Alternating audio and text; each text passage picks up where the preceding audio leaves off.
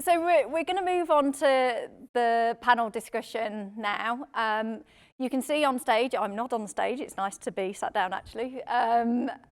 So we've got our 4 panel members on stage. Thank you again for sending in your questions. It's amazing. Keep them coming in. I'm going to let the panel members introduce themselves, but we're going to start with Sophie Biney. Yep, thank you very much. So I'm Sophie Biney. I am the Global Head of Early Talent for Technology at GlaxoSmithKline, which is a global pharmaceutical company. So I look after all things early talent, including our graduate programs, our internship programs, our apprenticeship programs for the tech part of the GSK organization. Hi, I am Shrukalata, engineer by day, Betty dancer by night, and 24/7 refugee. Nice to meet you. Hi, I'm Emma Lacey. I'm a flight lieutenant in the Royal Air Force, communications and electronics engineer by trade, currently studying in and working in cyber defense. Hi everyone, my name is Slaviana Pavlovic, and I finished my master's at Imperial 2 weeks ago, and I have just started my internship at Proximity. Excellent, thank you so much. It's amazing to have you here, and I'm actually thrilled that we've got a full panel and everybody's lovely socially distanced on stage, and I'm down here. So we've got quite a few questions come in. My first, I'm going to start, it's quite a general question, but for those of you that have graduated more recently, it'd be great to know how many jobs you actually applied for before landing your first graduate job. Yeah, sure. You've graduated more recently than me, would you like to go first? Yeah, sure. Well, yeah, as I said, I graduated very, very recently, and I have applied for around 100 jobs, to be honest, and I have been doing my applications through LinkedIn as well as companies' websites. I highly recommend using LinkedIn for job searches, as well as Laura in her LinkedIn sessions highlighted. It's very, very nice and very useful to recruit with those who actually post these jobs. I found that particularly helpful. So in fact, my last job that I landed at Proximity, investor communication platform, it was through LinkedIn. And I think maybe I graduated more recently than the rest of the panel. Just guessing. So for me, I didn't actually apply for a graduate role. I did as many summer placements as I could as an engineer studying. I also did a year in industry. And you find when you do these things that these get treated like an interview. So you're having a year-long interview at your company, and it goes both ways, right? Like they're interviewing you, but you're also interviewing them. You're like, is this a culture that's going to fit me? And one of my placements, the final one actually, so I did a summer placement at Renishaw, and they offered me a permanent role during my placement. So that's how I ended up working there as a graduate. So yeah, I didn't apply for any.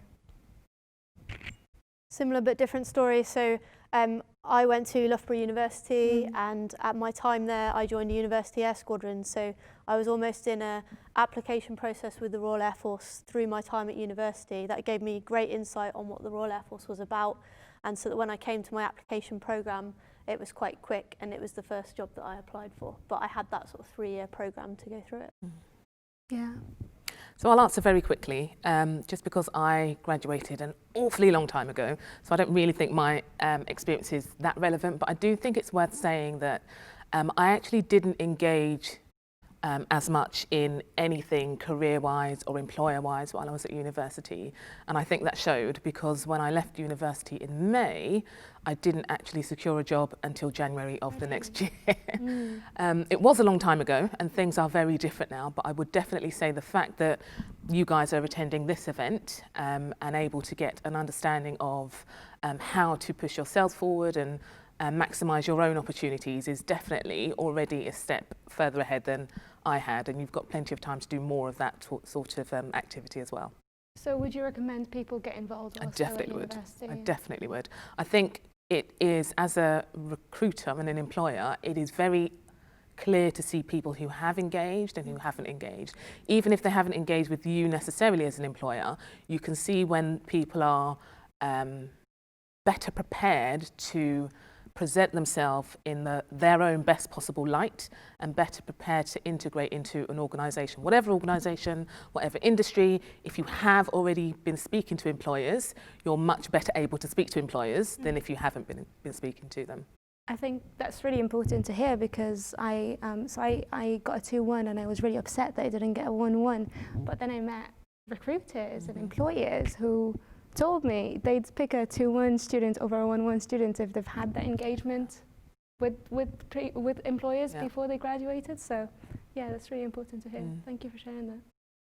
Thanks for sharing, Sophie. I totally echo that as well, because we work with lots of graduate employers. The majority of those graduate application processes start to open from as early as September. Some carry all the way through the year, and they're always open. And they are looking to see final year students make those applications before, in some cases, December, a whole half a year before they've even graduated. So absolutely. Those of you that are still at university, maybe in your final year, now's the time to start reaching out and making those applications. And all of the advice that Laura gave on LinkedIn, put that to good use for sure.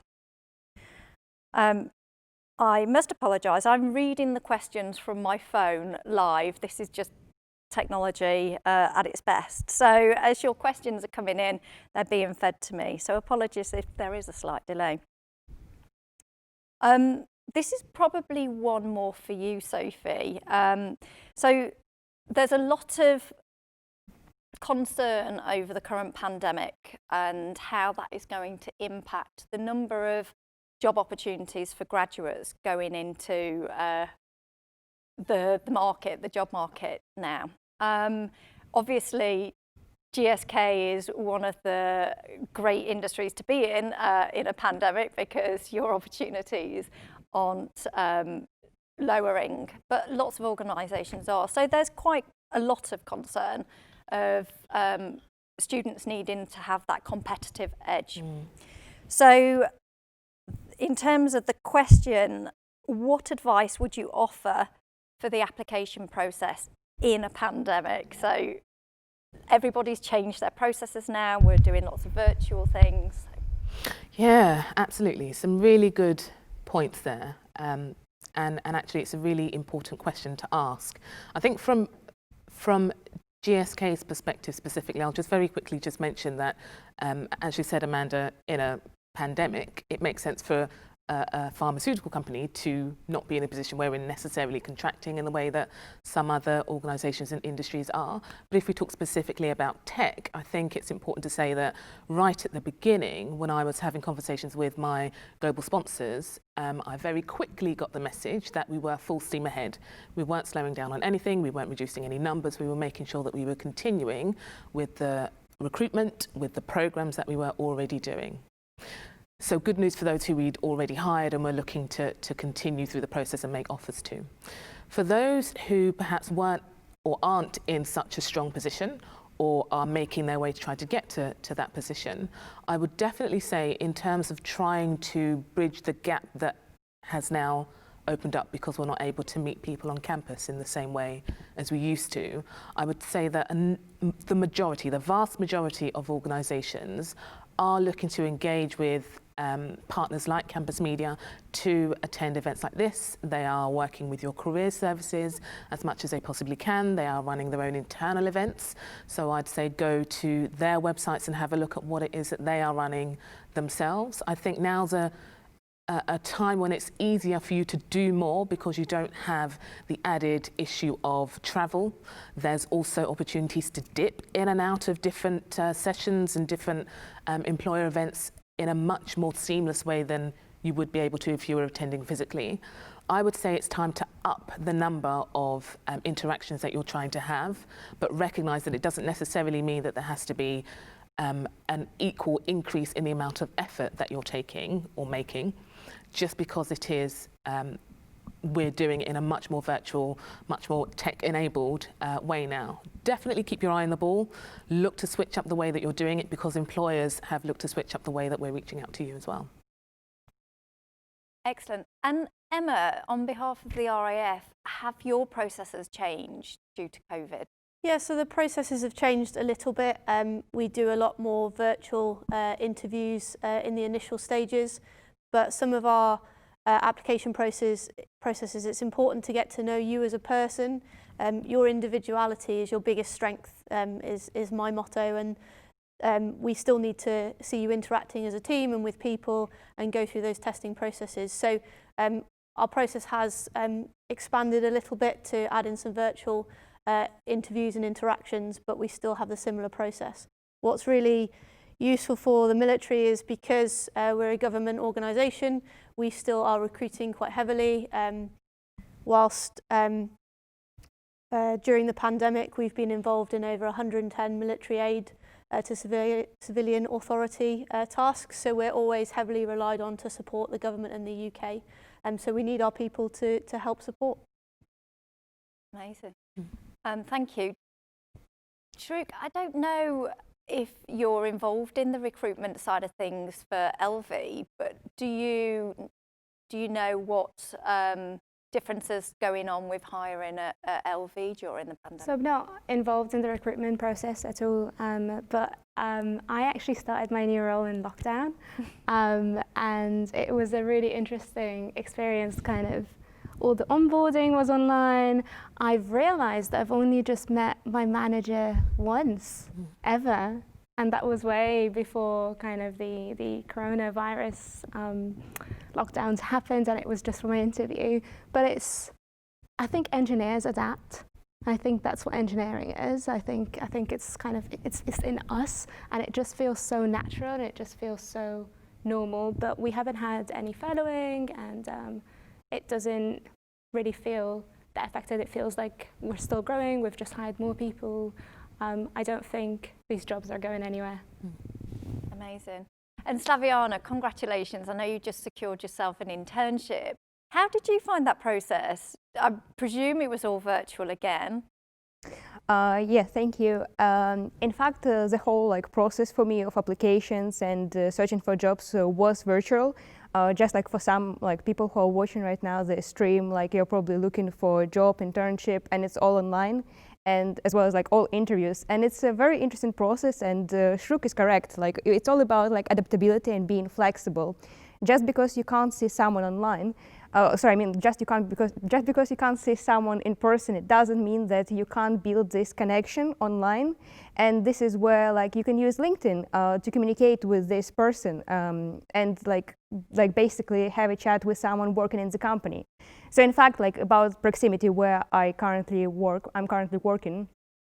Before my first interview, I typed the name of the organization in search, and I found some employees. And I sent my request saying that, oh, I'm interested in this company, I have applied, I'm going to have an interview. Can you tell me more about work culture, work environment? How have you been working? How do you find working online, really?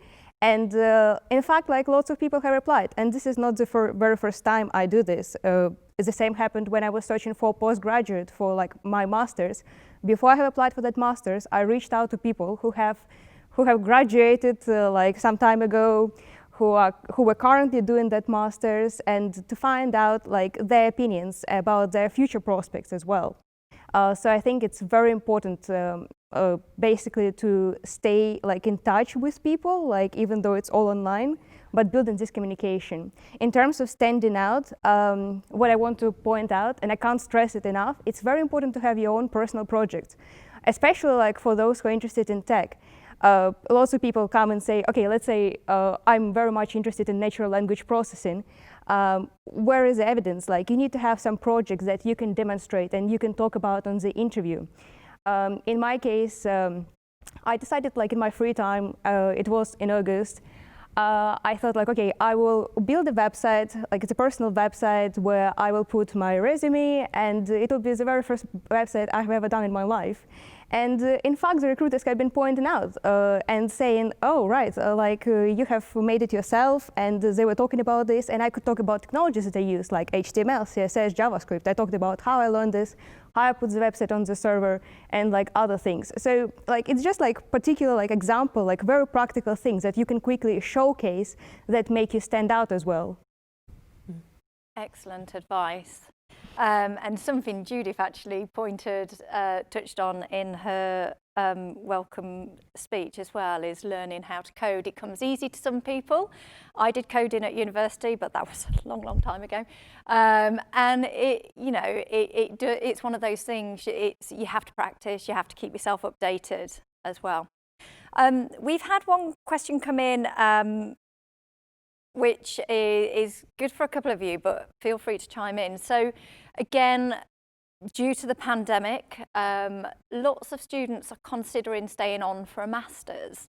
And it'd be great to get your opinions on why you chose to do a master's and what benefits you've had from that personally and professionally. Sure. I'm going to start with you, Slaviana, sorry. Yeah, sure. Sorry about this. Well, I want to give a bit of background as well, I want to elaborate. I came to the UK 6 years ago from Belarus, and then I did my A-levels, and my dream came true. I also did my bachelor's. And at the point of finishing my bachelor's, I thought, all right, my bachelor's was at UCL, and it was in information management for business. I'm very interested in tech, but I want to find the field where I can specialize and where it should be something I don't know anything about at all at that point of time, and I want to just explore it. And I thought, okay, bioinformatics can be that next area. And I started diving deep there and learning the concepts, learning biology, because last time I picked on biology was ages ago at high school in Minsk. And it was a very exciting journey. So for me, master's was an opportunity to dive deep into one specific area in tech and sort of specialize in it. In my master's, the way I was considering different masters, I looked at the syllabus and found on master's that I did, there are 3 research projects. You select the projects and you can learn about any domain and any field you want. And in fact, 2 of my research projects were in the field of computational biology, and last one I thought, all right, I'm going to get a bit wild and I'm going to take on analytical chemistry, and I have never done any projects before in that field, but it's something to learn.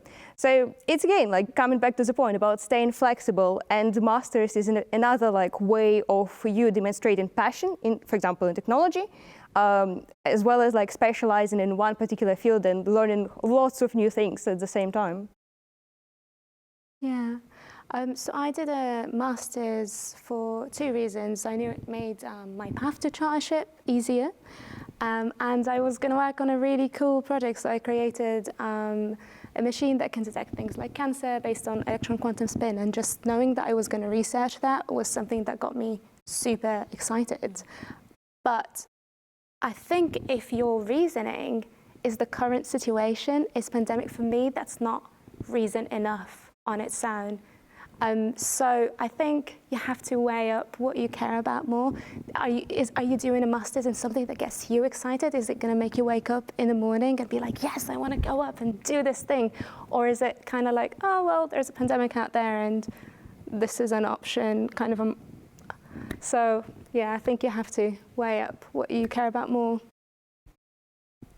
And from a graduate recruiter's perspective, how do you view a candidate who's got a master's qualification above somebody who's got a bachelor's, for example? You want to go first? Sorry, can you repeat the question again, please? So this is more for the graduate recruiters, really. So Emma and Sophie, within your organisations, do you view a candidate who's got master's qualification more favourably? So for us, we take bachelor's or master's. To be a communications electronics engineer or an aerospace engineer, you need an engineering degree or a suitable degree that meets the criteria as per the RAF standards. If you have a master's, we will tend to promote you quicker, so you'll get a better pay scale earlier. But if you don't, we actually offer you a master's degree through your training. So as you go through your training, you get enough qualifications to gain your master's. So if it's something you're not that interested in, you can get it through the Air Force anyway. Great. Yeah, so at GSK Tech, we don't specifically favour or not favour people having a master's.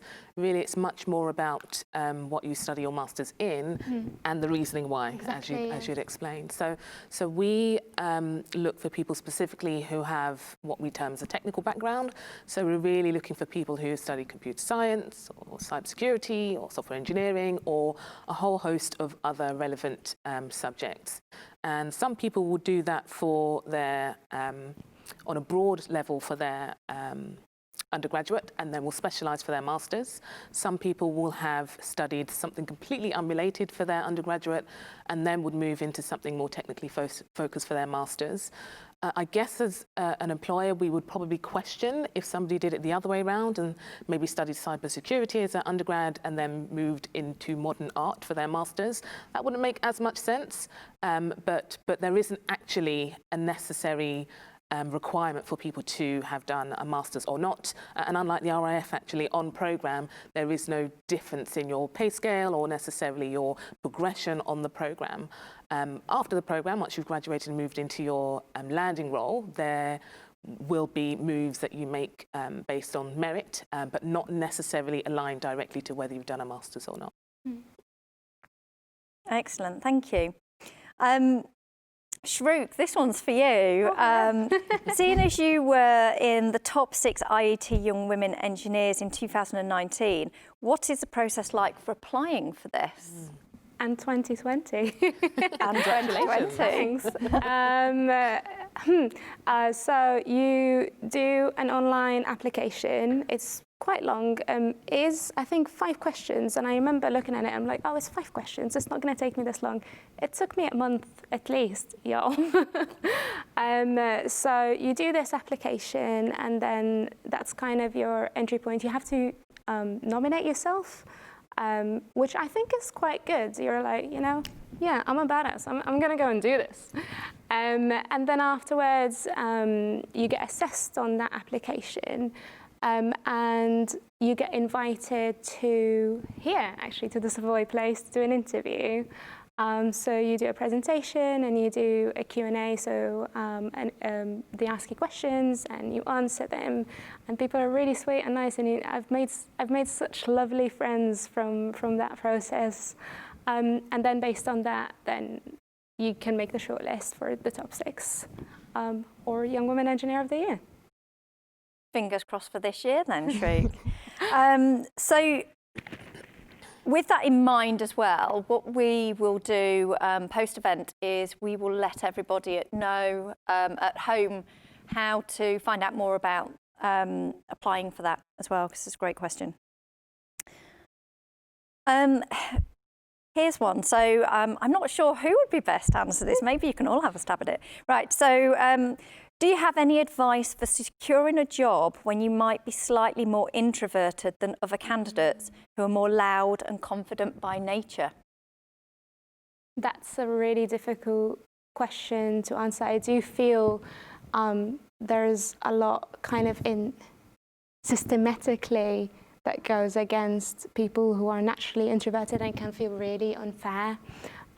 What I'm going to say though is I've definitely worked for companies where a lot of introverted people felt at home, and it depends on your manager. And so, for example, if your hiring manager, if the people doing the hiring process is, you know, just cares about your technical abilities, like you're gonna be fine. But I do think there needs to be more space and more kind of change in our systems to make more introverted people feel confident to apply for these sorts of roles. What do you think?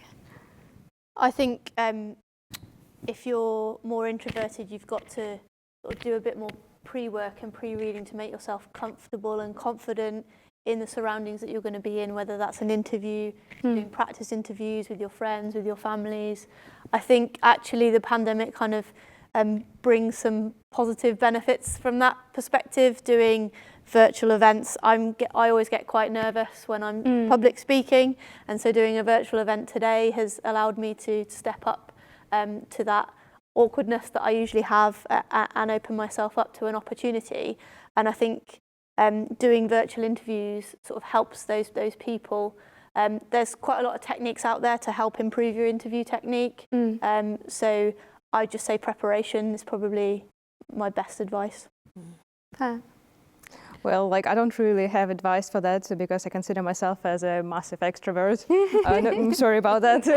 Well, I do think like preparation, even for extroverts, to be honest, like these are like two big labels, introvert, extrovert. It's about your mindset and how you prepare for the thing, like for the interview. If you do your research well about the company, about this role, and you are what you say on your CV, you don't have any lies to cover up, you will not be as stressed potentially as someone who, let's say, puts a like bunch of nice things on their CV and then they're very nervous because they just can't talk about this. So I think you need to be honest, like about who you are, what you have on your CV, and just be yourself. Most importantly, the companies, like I generalize, but I think they're looking for someone who can basically be what they say they are, like basically matching their words. I think especially in engineering, there's a lot of positions, there are a lot of places where I feel people can fit in as their authentic self. But sorry. That's all right, no worries. From GSK's perspective, we use strengths-based recruitment for our application process, which means that we are looking at what you are good at and what you enjoy. So we're never benchmarking people against each other, we're benchmarking you against yourself. So at the beginning of the assessment centre, we have an exercise where we ask you to talk about something that you enjoy to get an understanding of where your base level of energy is. So if you are very introvert, we will recognise that. If you are very extrovert, we will recognise that, and we will understand your base level. Then when you're talking about things that you get involved in and that you do, if it's something that you like and you enjoy, your energy levels will increase wherever your base level is. And if it's something that you don't enjoy or you aren't good at, your energy levels will most probably decrease. So it doesn't matter whether you're introvert or extrovert, as long as we get an understanding of that base level. I think as well, to Emma's point about the emergent benefits from the pandemic, with us bringing our assessment centres, which is a final stage of the application process, virtually rather than bringing you in face-to-face, we now no longer do group exercises. So you're not in a situation where you're around a table with people who talk more than others do.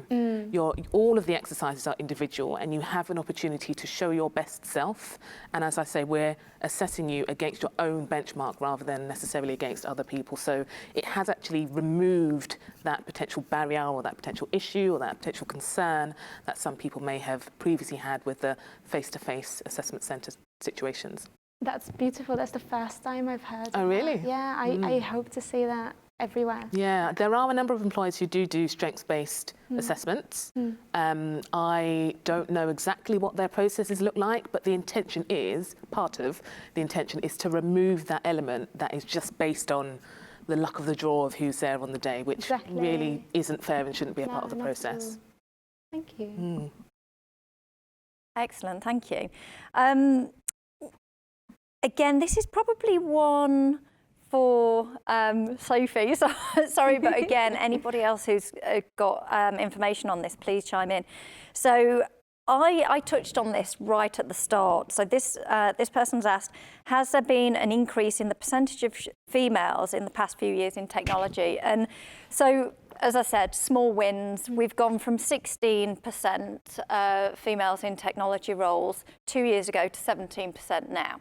Really low, but that will obviously be very different from organisation to organisation, and every organisation has their own flight plan of how they're going to tackle that and the processes for doing that. So it'd be quite interesting to know, actually, to take that question one step further, to see how you've seen the number of women or the percentage of women taking up roles within tech within your organisations over the last 2 years? So I can only speak for GSK over the last 18 months. I joined in May last year, but I'll do what I can. Really good question, and actually one that is always high on our agenda, always high on our agenda. And to get specific before I go into waffling, for the 2019 intake, we had 43% females on our programme. And for the 2020 intake, we have 53% females on our programme. It's something that I have always, wherever I've worked, whatever industry, it's always been high on my agenda. Whether my sponsors and my managers have said so, I have said so. It's something that I've always been passionate about. And it's not easy to do what it takes to bring more females into an organisation, but it starts right at the beginning of the process. Everything from the way that you create your attraction materials, to where you go to recruit people, to how you open up the funnel for them, to the stages of the application process and making sure that you remove any barriers to entry or any adverse impact in any particular exercises that you have, right the way to then bringing them into the face-to-face, making sure that you've done bias training for your assessors, etc., etc., etc. I don't know what it looks like for the whole industry, but for GSK Tech, we are always constantly working on it, and we are seeing the benefits. And actually, very quickly, Judith mentioned as well, Judith did the keynote speech at the beginning of the day. We were talking as she was putting together her notes for what she wanted to discuss. And we specifically said that we wanted to talk about the number of senior leaders, female senior leaders at GSK. And she mentioned the fact that our CEO, Emma Walmsley, is female. Our Chief Digital Technology Officer, Karen Ann Terrell, is female. Judith herself is very senior on the tech leadership team. The number of senior females in GSK has been astonishing for me, and actually also very inspiring. And I like to shout it from the rooftops because it's something that we are keen to make sure that we do continue to promote and grow and develop, and make sure that we keep it as high as we possibly can and increase it as much as we can. Excellent. Does anybody else want to add to that point? So obviously the military has quite a background of being quite a male-dominated environment, and we've strived for many years to increase female intake, particularly in the STEM organisations and trades. I think what we're starting to see now, because obviously it is a long process to change an organisation and its behaviours and its culture, but we're really starting to see some headline females take senior positions in the sort of high ranks, and there's a lot of women now that I sort of inspire me and aspire the younger generations to move forward. I don't know the percentages because I don't work in careers in the Air Force, but we are continually improving our percentages for female intake, and we've certainly got a lot of trades that got a lot of women in it, whether that's medical, you know, the typical areas that women find more interesting. So I'd say we're improving our women's take-up. Yeah. Excellent. This is on that note, and it's also been directed at both yourself and Shruk, actually.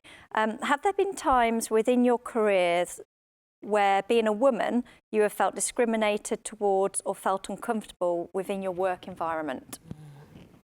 Yes, and I think it's important to say that these people are probably going to be there in your life too, and I don't want to discourage anybody away from engineering, but I do want to say that when I started studying engineering in 2013, there was 8% female engineers in this country. It was the lowest in all of Europe. We're still the lowest in all of Europe, I think, and now we're at 12% in 2020. So it's really, really, really slow. Although I work in Femtech now, and we do have more women than men working in my company. But I think that's why kind of, you know, awards like Young Woman Engineer of the Year, like this event here today, are so important. And I was asked before, you know, why do you think now is the best time to join engineering? And I think it's because you're going to be part of that change. You're going to create this world where one day this is never going to have to happen ever again. Yes.